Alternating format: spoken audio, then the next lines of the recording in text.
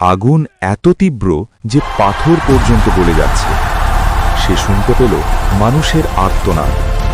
ছোট্ট এক গ্রামে থাকত রাশেদ নামের এক যুবক। ছোটবেলায় সে মক্তবে কুরআন শিখত, নামাজ পড়ত, মায়ের সাথে মসজিদে যেত।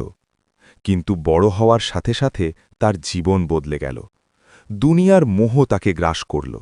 সে নামাজ ছেড়ে দিল, রোজা রাখল না, মানুষের হক নষ্ট করতে শুরু করল। কেউ পাওনা চাইলে বলতো, পরে দেব। গরিবদের নিয়ে হাসাহাসি করত।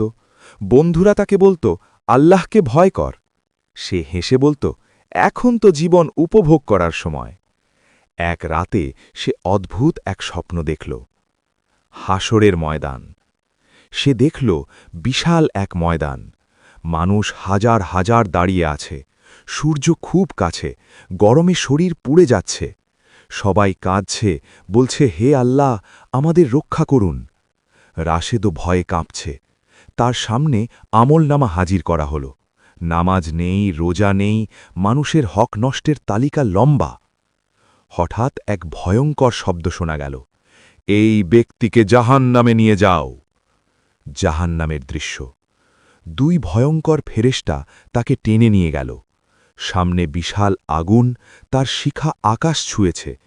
আগুন এত তীব্র যে পাথর পর্যন্ত গলে যাচ্ছে। সে শুনতে পেল মানুষের আর্তনাদ, হে আল্লাহ, আমাদের ফিরিয়ে দিন, আমরা ভালো কাজ করব। কিন্তু আর সুযোগ নেই। জাহান্নামের আগুন তাকে ঘিরে ধরল। তার চামড়া পুড়ে গেল। আবার নতুন চামড়া তৈরি হল।